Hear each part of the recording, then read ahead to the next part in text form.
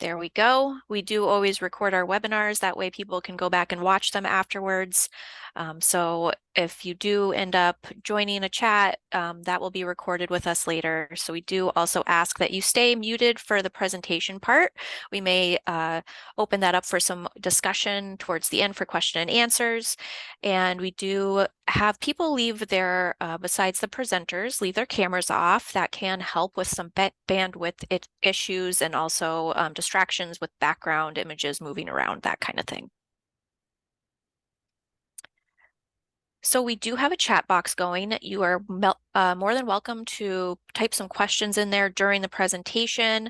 If we happen, myself or Andrea, who's also joining us this evening, happen to know the answer to your question, we'll try to get to that in the chat box. Otherwise, we'll save those for the end of the presentation and let Kat answer them.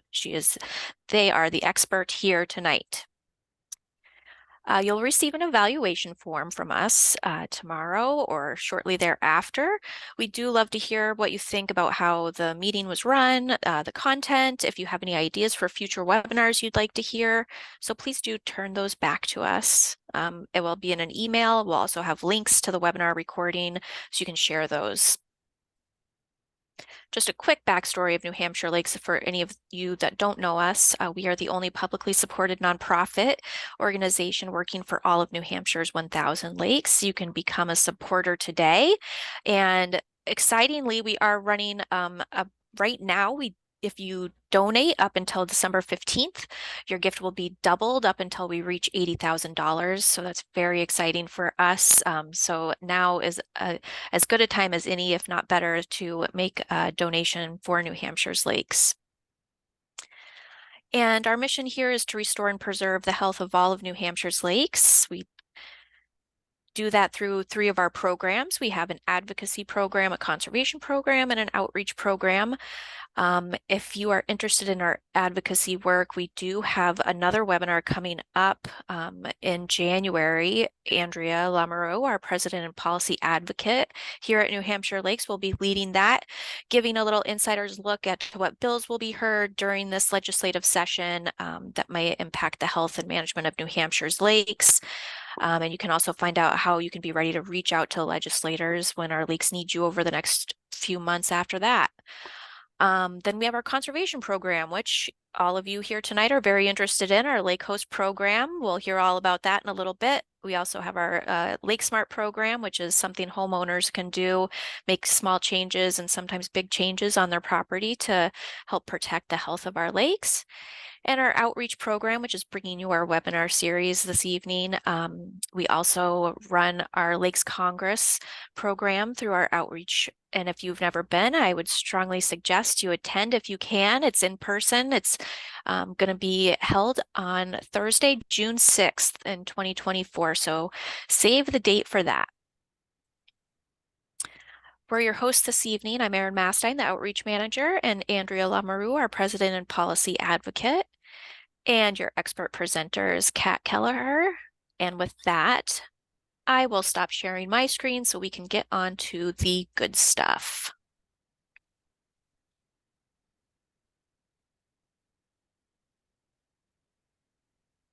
All right, how does that look? Looks good. Sweet. Thank you so much for the introduction. Hi, everyone. I am Kat Kelleher. I am the Conservation Program Coordinator in charge of our Lake Host program. And today I'm going to tell you a bit about what the Lake Host program does, what we achieve, and what it looks like to get involved with us. So without further ado, yeah, here's my presentation on bringing the Lake Host program to the lake that you love. Oh no, go to the next slide. There we go. Now all the technical difficulties are behind us. So just for starters, here at New Hampshire Lakes, Erin already started to explain, we are a nonprofit that acts as a voice for all of New Hampshire's 1,000 lakes. Our mission is to restore and preserve the health of New Hampshire's lakes, and I tend to get to deal most with our conservation team's efforts in that. New Hampshire is home to some of the cleanest and healthiest lakes and ponds in the country. We don't discriminate. Ponds are allowed in our program as well. And we, advocate to help keep them some of the cleanest and healthiest lakes, because it's not just an environmental concern, it's also a personal concern. We know that healthy lakes help protect your quality of life, the tourism industry, and also the local economy all across our state. This can be concerning, however, because our lakes are threatened. Boats, trailers, recreational gear, anything that's touched the water and hasn't been cleaned, drained, and dried has the potential to transport invasive plants and animals between water bodies. Aquatic invasive species are a really threatening thing for our lakes because they can make recreation unsafe and unpleasant by introducing potential snags in overgrown plants in rotors or for swimmers. There's the concern of mollusks that can cut your feet if you don't know they're in the bottom of your lake. They also disrupt the balance of the water's natural ecosystem by overgrowing. Invasive species are species that don't have any natural predators where we are, and because of that, they grow unchecked. They threaten the beauty, the ecology, recreation, and the economy of our lakes and ponds. Aquatic invasive species have been known to reduce shoreline property values by as much as 20%. And once they're infested in a water body, these species are difficult and expensive or flat out impossible to control. So one of the most irrational things we can do is pretend that our lakes will be able to protect themselves. That's where our program comes in. Lake hosts are the first line of defense in keeping our lakes free of invasive plants and animals. Our program is built to help boaters keep these species out of our lakes before they even have the chance to enter. The Lake Host program was founded in 2002, and since then, lake hosts all across New Hampshire have been able to record they've recorded 1,665 total saves of aquatic invasive species, and those saves were made at 77 different lakes. This year, we are working at we have 102 ramps that were active in our program. We just wrapped up. That 1665 number includes the 9 saves that we had this year. 8 of them were invasive species that were arriving at a lake that did not have that species present in it. So those were all verified saves where that species was not able to be introduced to those lakes. Across this over 20-year establishment, we have had lake hosts give out 1,537,350 complimentary boat inspections. And I'd love to tell you a little more about what the complimentary boat inspection includes and how it protects the lakes that we all love. Lake hosts protect the lake in multiple ways. As I mentioned, at the boat ramp, they provide free inspections to catch those potential suspicious specimens. That's what we call them before we know that these plants are native or invasive. These species are submitted to the Department of Environmental Services for identification, and after their review, we are able to notify people of any potential infestations when we find verified invasive species. Beyond that, lake hosts also collect boater data to help inform these saves and to help define how boater traffic around the greater New England area could be affecting aquatic invasive species relationships at the lakes they work at. This means we track what lakes are infested with what invasive species, and at the end of the year, we're able to report out to the lakes we work with who they shared boats with throughout the year, incoming and leaving. so that they know a bit about the potential impact of invasive species that could have been brought and what they can keep their eyes out for, just in case. And I personally feel the most important thing that lake hosts do is they educate the public on the importance of cleaning, draining, and drying in the prevention of aquatic invasive species spread. And so we'll tell you a little bit more about that. Basically, each lake host gives out pamphlets and education on the 3 very simple steps that help prevent the spread of aquatic invasive species. That is cleaning off all plants, animals, and debris from boats, trailers, and recreational law, draining all of the water with open drain plugs as you leave a boat ramp so that you aren't carrying around potentially infested water with you, and then allowing your boat to dry in the sun. Drying in the sun for 5 days is statistically helpful in killing off and drying up those invasive species so they can't sort of reconstitute and get their roots in the next lake you visit. Like I mentioned, lake hosts collect all of this information. We have a specialized app for them that's easy to use. It works in remote areas with no cell reception. So if you're worried about that affecting your ability to be involved, you know that maybe you're in a more remote area, there's no need to worry because the tools we have are aimed at the state we live in, which includes areas without cell reception. The Boater Survey Data app collects mappable data, and it's also, and I don't have a photo of it here, it also allows us to, in real time, provide summaries to different groups of the inspections by lake host, by the date, by the time of day. All of these are accessible to everyone in the program as the year progresses, so you can track where you saw rise in boater activity, where you may have seen a drop off in boater activity, and the number of inspections done help determine your payroll award for the next year. We'll talk about the payroll award in a little bit, but first we're going to finish up on the cool things that the app does. Each lake host has their own laminated photo submission form, and so when they get an potential suspicious specimen, they are able to take a photo and submit it easily through the app.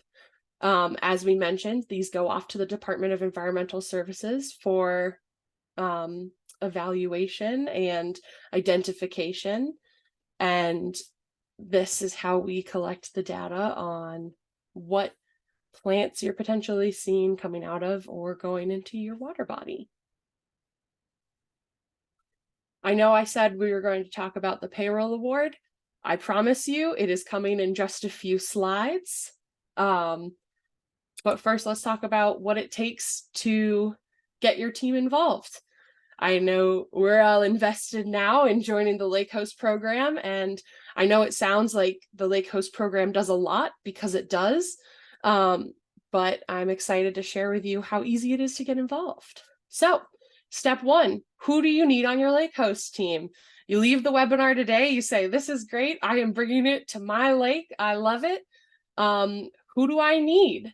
The great news is the Lake Host program can operate as a volunteer-only program or as a paid employee program or a mix of the both.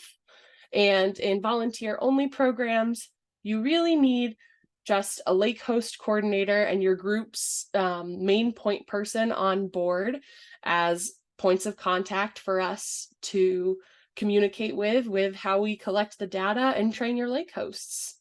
In lake host programs with paid lake hosts, you also need to make sure that your group's treasurer is on board, and likely the support of additional funding. And we'll get into potential funding sources in a little bit. But yeah, right now, I would say you only need a few people to pitch your lake host program to, and then from there, you're ready to go. Your group leadership is going to need to agree to the terms of participation in order to be involved in the Lake Host program. And while our terms of participation are updated annually, they are listed in the Lake Host manual. And I'm going to go over the major responsibilities that it takes to be a part of the program. Your group will need to appoint your Lake Host coordinator. We'll talk a little bit more in the next slide about what it takes to be a Lake Host coordinator. And then you agree that your group is in charge of recruiting the people who are going to be at the ramp, the lake hosts in your area. And then if you are a paid program, your group agrees to verifying the timesheets for any paid lake hosts and meeting a 100% match when you participate in the payroll award. Don't worry, we'll define what that means. And finally, you agree that you're going to maintain the data collection, which just means as boaters come through, you record the information that helps us let you know what the activity at your ramp looked like for the year. So your Lake Host coordinator. Your Lake Host coordinator is an amazing person who gets to talk with me a lot. The Lake Host coordinators are, I think, a huge backbone in the Lake Host program. These are your point people at your particular ramp. They are in charge and leading the brigade in employee and volunteer recruitment. They set the schedule and approve time cards for paid lake hosts. We ask that they visit the ramp regularly and make sure your lake hosts are safe, happy, and doing well. They ensure that boater data and volunteer match are entered and submitted. This just means the boater data from the complimentary boat inspections and the hours of volunteers at the ramp. And like I mentioned, they're the point person to New Hampshire Lakes. They make sure that your local group operates within the terms of participation. Some groups opt to designate a paid lake host manager or an assistant to either cover these roles when a volunteer isn't available or they need any help with data entry. Typically, this is about a 5-hour-a-week volunteer position. But because we have those different designations of employees, if you know your group would prefer to have a paid employee in this position, we've made sure that the program is flexible. So if you're at an area where you want to get involved, but it's going to be run from a municipality, maybe instead of a lake host, a lake association, that's still feasible to you. So don't worry, there's a lot of flexibility in how we build out our leadership teams. Like I mentioned before, you don't need paid lake hosts or direct funding to start your lake host program. A few years ago, we had a lake organization get involved and they weren't sure that they wanted to be committing to paid lake hosts when they didn't know if they would find the funds for it. And so they started out as a volunteer program. And like we mentioned earlier, the number of boater inspections that you have can affect the amount of funding that you get in the payroll award. And so this group started their first year as a volunteer program.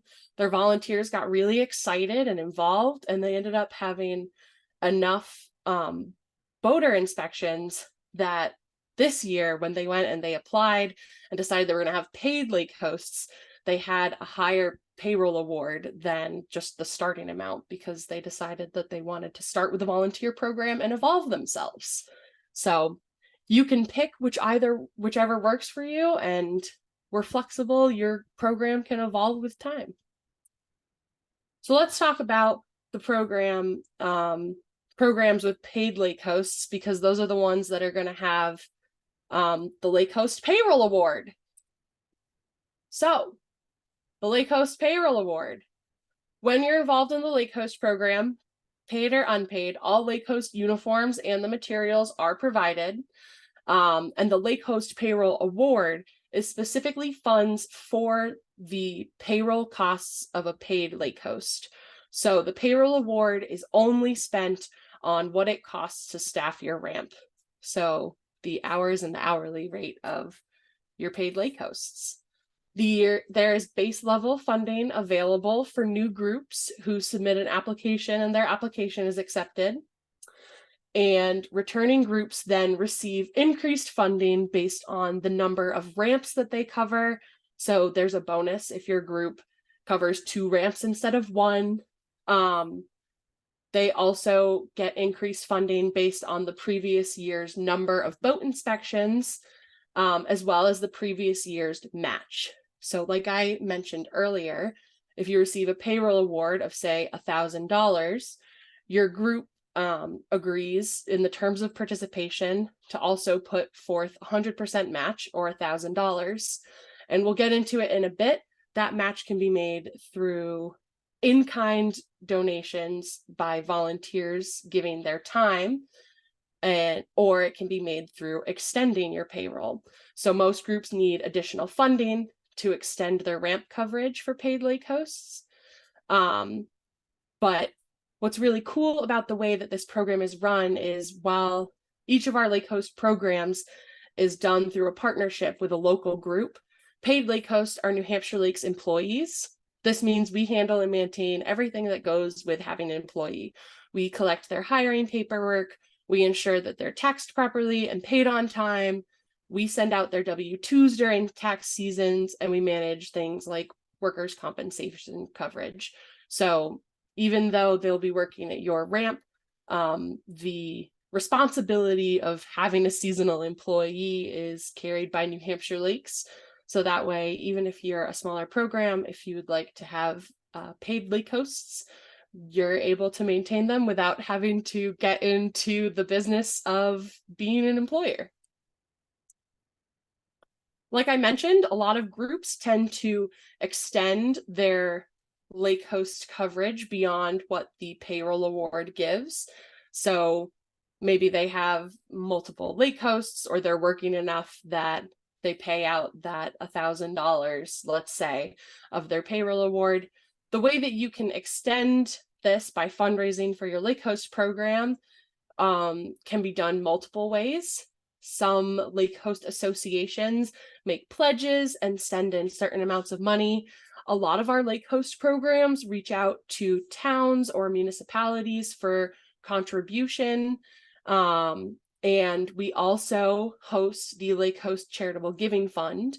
Because New Hampshire Lakes is a nonprofit, we are able to accept designated funds, designated donations, where people are able to donate directly to your lake host program, and those funds go 100% directly into paying the payroll for your lake hosts. And because we are a 501c3, we are able to give them the tax benefits come tax season for that donation. So people are able to write off donations made directly to your lake host program. It's wicked cool.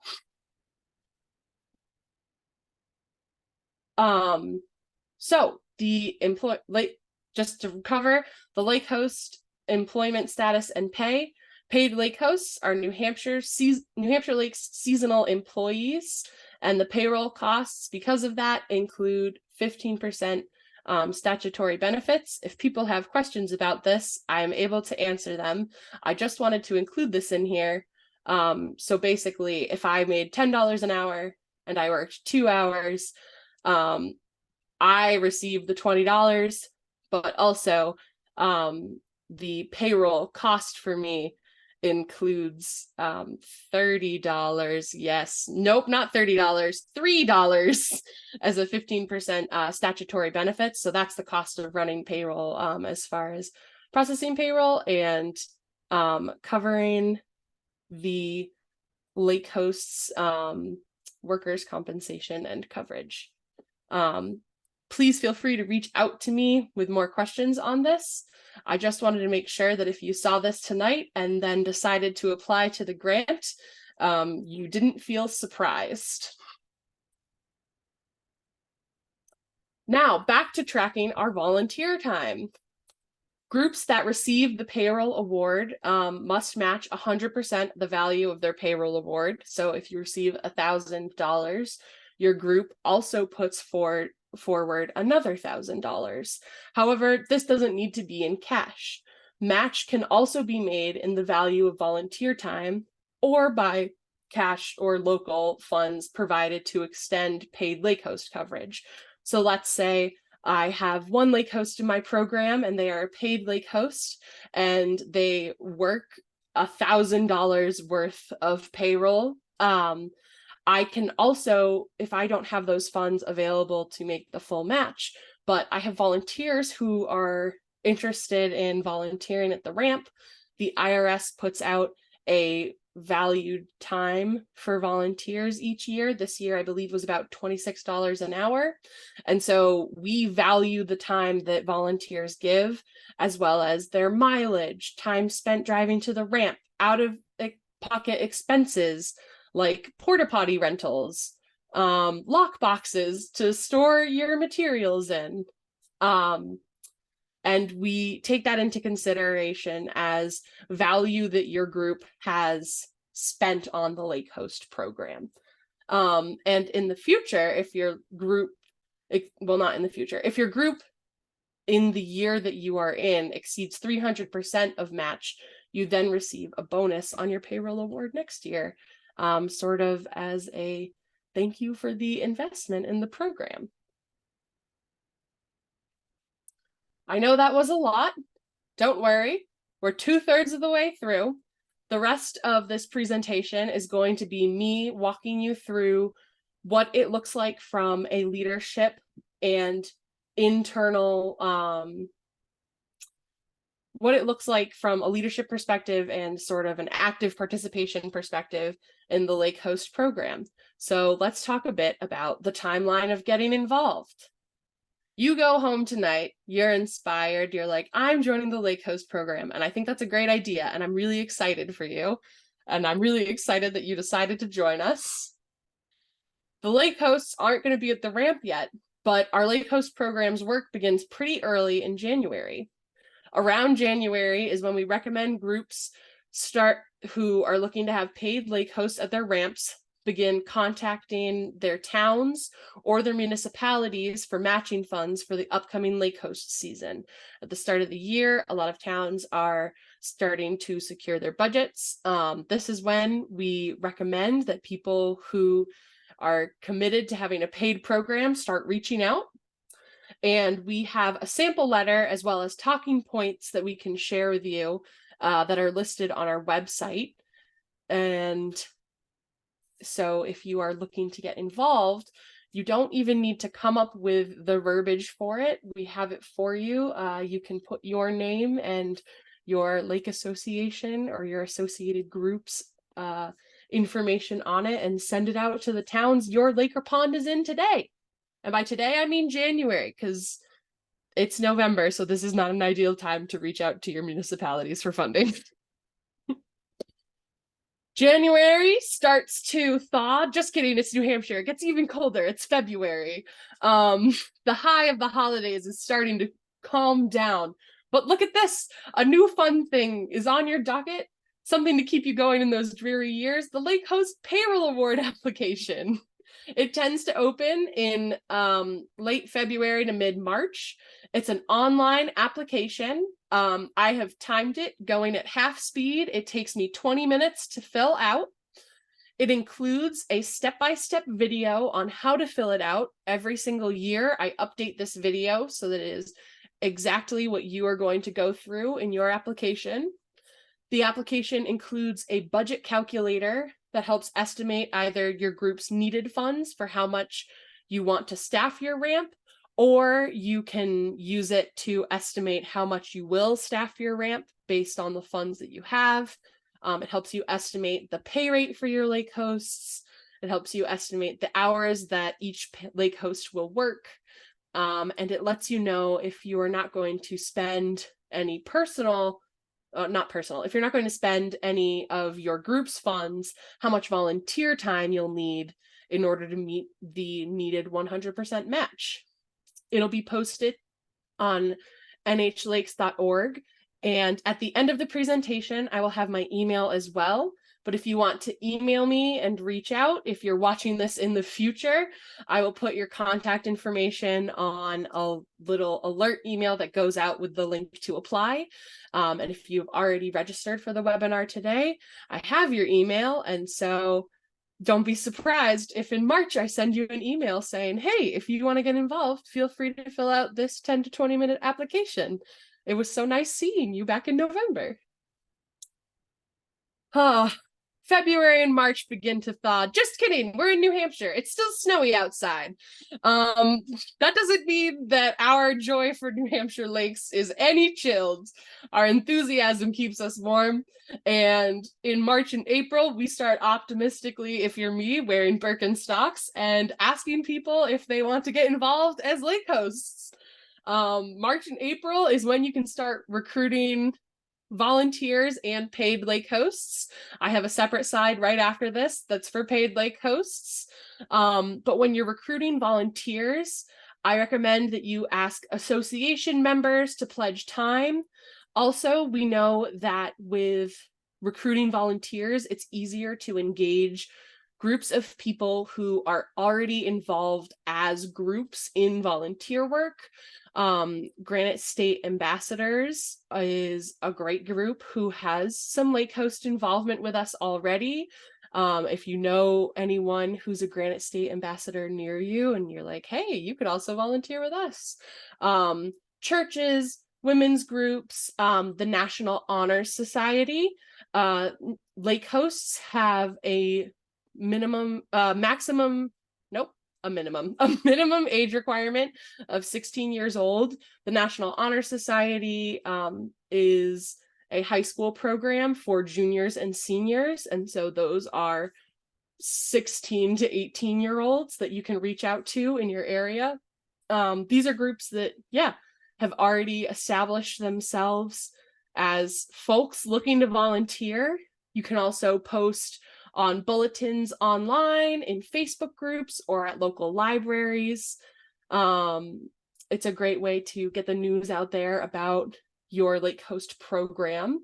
And in March and April, we then recommend, even with volunteers, that you interview potential lake hosts, and you will give them the volunteer link that collects their emergency contact information, and that will be dispersed to the program coordinator, as well as the New Hampshire Lakes coordinator, me, just in case of emergency, so we're able to help people if, God forbid, anything were to happen.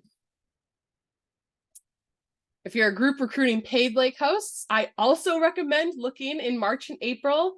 If you can reach out to local colleges, consider Googling environmental or science-based professors who have access to let their students know about local opportunities if they're looking to get involved in sort of this great beginning step in environmental careers. You can post on job boards, Facebook. I know that there are a lot of people that have had success in local newspapers. Our Winnipesaukee group posts in their local newspaper, and they do very well.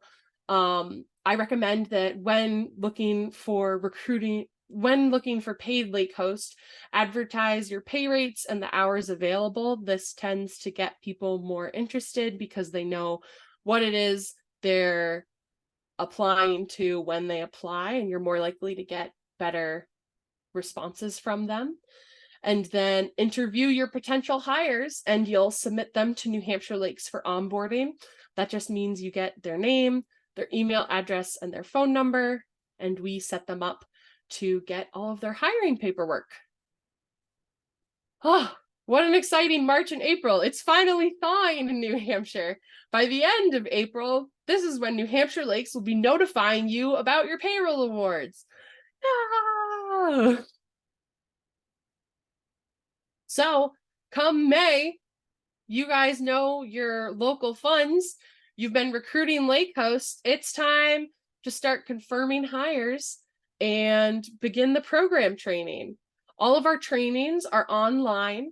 We publish them in May, and they are accessible through the entire season. You do not need to have all of your lake hosts hired by the end of April. We have people that hire consistently through July. I had a few hires in August this year, even though our program closes down in October. We have people who want to get involved, who replace folks who had to leave soon or had internships or moved away. So hiring is still open through the summer, and because of that, so are all of our trainings. The main trainings that are available are how to lake host. That is for all of your lake hosts, volunteers, and employees. Then there is the Lake Host Program Administration. This is an in-depth training about what it takes to be a coordinator and what it is you need to know about the in and outs of going through the season. We cover how to check in on your lake hosts, how to recruit lake hosts, how to process payrolls or approve timesheets. And finally, we have fundraising for your lake host program. This is for your lake host leadership, and it is a short webinar on different ways to get fundraising up in your local programs. Then comes the best part of the lake host program, in my opinion.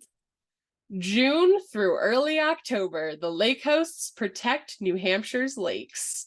During the summer, there are these things going on as well. It's not just unstopped lake hosting. We run a bi-weekly payroll for all paid lake hosts. That means every other Monday, all of their timesheets should be reviewed and approved. We have a very new and easy timekeeping system that emails you automatically, and they get paid on the Thursday following a payroll Monday. Also during the summer, there's the ongoing identification of suspicious specimens that are made on samples submitted. So we do not wait until the end of the year to get the information out. This is updated roughly every 2 to 3 weeks. We reach out to everyone in the program and we let them know when there are new saves that have been confirmed and made. And then weekly, there is, oh my goodness, I see that I wrote weekly. It's because it's the weekly financial reports, and I was letting you know that that means they go out weekly. So weekly, you get your weekly financial reports to the group leaders. These go to the coordinator, the assistant if there is one, the treasurer, and the program leaders. And the financial reports break down what funds are available currently, how much of your payroll award has been used, how much of your local funding has been used, and yeah, what you've got left in the coffers, as they say. Something to note is that we always pay lake hosts from the payroll award first. Any remaining funds at the end of the year carry over to the next if they were like local contributions, but because the payroll award doesn't carry over every year, we spend from it first, and then groups money is spent after.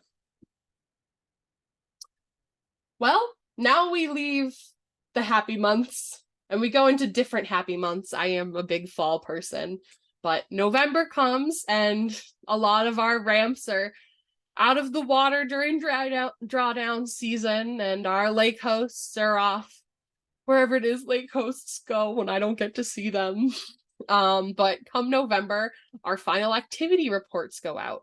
Your group's boater data is sent to you, and it's broken down into percentages of boaters who reported having cleaned their vessels, drained their vessels, dried their vessels. If they reported that they had a ballast on their vessel, that's just an area where you can put water to help weigh down a vessel. People use them in recreation. We record the state of registration, if a vessel was motorized or non-motorized, and what the boater survey activity was by time of day. So basically you can see, oh, like I staffed hours evenly from 12 to 2 and 2 to 4 and 4 to 6, but It looks like no one comes to our ramp at 10 to 2, but everyone comes at 4 to 6. Maybe we should also staff 6 to 8. So that's pretty cool. The final activity report also has your group's financial information as well as your volunteer information. So like I said, match is able to be made through what your volunteers donate in time. And so there's a breakdown of your volunteer information. And we also have my favorite part, your group's aquatic invasive species relationship. So it breaks down if boats were arriving or departing from infested water bodies, as well as what species were present in that infested water body. And then December comes and I begin reporting out on the year to the people who we receive grants from and start getting ready the application for that sweet, sweet February start to the next lake host season. And that's what it takes to run the lake host program. Here is my information. I'm going to leave it on the screen as we go through questions, unless people ask to go back to somewhere. But I'll come back to this as well. Again, my name's Kat, and my personal email at work is kkelleher@nhlakes.org. You can find it on our website, nhlakes.org. It's also listed on the Lake Host page, which is nhlakes.org/lake-host. And please let me know if you have any questions. If you're more comfortable putting them in the chat, you can. We've got 15 minutes. I don't know. How many people do we have? There's not many. Yeah, there's not too many. There's not many of us. If you've got questions and you want to take yourself off of mute, I might feel need free to to let me change know. a setting for that. So let Okay. me just look here real quick. All right. I'm not trying to gaslight you guys. Unmute yourselves if you want to, if you can. But yeah. Okay. Let me know any questions you have. And I'm really excited. Again, I'm the coordinator. This is the program I am dedicated to. So if you're interested in getting involved, I'll be here with you every step of the way. If you need any extra support, you can reach out to me at any time during your season. And yeah, if you have any questions, is it okay? Are they able to? I did change it, so people should be able to unmute themselves now if they want to.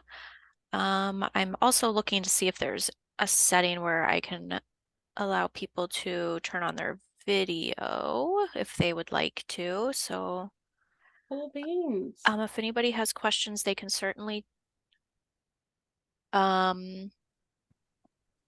Hello. There we go. This is hi. Thank you. Great presentation. Thank you. This is Greg from Perkins Pond, and I was wondering if you could provide contacts for the local lakes and ponds in the area for the lake hosts, so that I may be able to contact them and see how this is working for them. That's a great question. Andrea, am I allowed to do that? Cool. Yes, we can definitely connect, interested groups to existing groups for sure. Yeah. And I'm Yes, going to I mean, we're really close to Lake Sunapee, and we work closely with the LSPA. But I was thinking about New London or Keezer Lake, and some other smaller ponds. Oh, absolutely. Yes. Great question. Also, you bring up a great point. We've got groups involved of all different sizes. We have multiple volunteer only groups. We have groups that have like 15 lake hosts every season. We have groups who have lake hosts that work 40 hours a week. We have groups who have lake hosts who work 4 hours every week. So yeah, we can connect you with folks, different size programs and stuff. Great. Maybe I'll follow up with Kat. Awesome. I've got your name too. I can reach out to you as well. All right. Thank you. Yeah.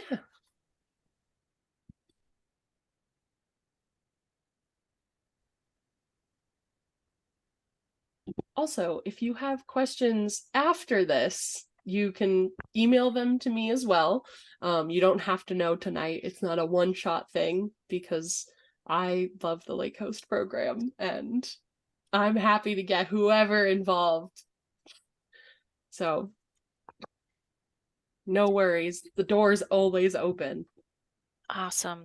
It does look like we had someone tune in that was having an issue hearing the presentation tonight. So I just want to remind you that this is recorded.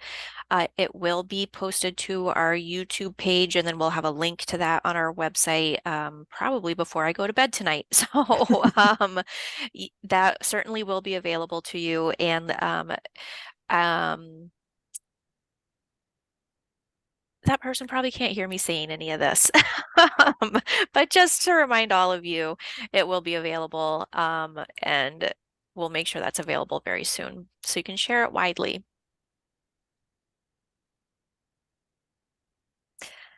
But if we don't have any more questions this evening, Kat, you did an excellent job. I know that I even learned some things about the Lake Coast program that I didn't know, and very cool that we offer this type of service for those who are interested in helping protect our lakes. And if nobody has questions, we can say goodnight and thank you again for all of you who are tuning in and interested in starting a Lake Coast program, or even just learning a little bit more if you already have started a program. And with that, unless Kat, you have any closing words, or Andrea. I just want to say for anyone who's on the call, if you couldn't tell, Kat is so enthusiastic about working with Lake Coast and Lake Coast groups and growing the program. Our lakes are so lucky to have her. And while the program may sound a little daunting, you know you're so lucky to have Kat there to basically handhold you through it. So thank you, Kat, for all you do for our current Lake Coast and current groups, and what you're going to do for all of our future groups too. So thank you. Thank you. And if I could make one pitch to anyone who's bringing this to any boards for like end of the year, next year projects, lake hosting is extremely fun, and there are busy ramps that stay busy most of the time that they work. There are also a lot of ramps that have a lot of quiet time.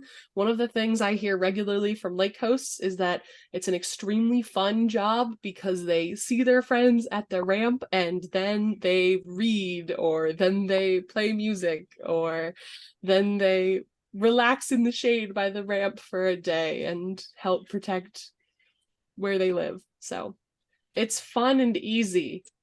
And we do personal presentations for lake associations. Yes.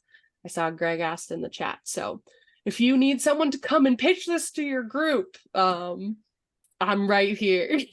And I've got the presentation. That's great. Thank you. Of course. I promise to bring this exact same energy every single day.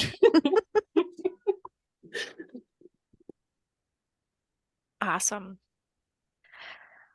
Okay, well, with that, I guess we'll say goodnight and thanks again, everyone, for tuning in, and thanks for the great presentation, Kat. Thank you. Good See you night. out on the Thank lakes, you. guys. Yeah. Thank you. Thanks.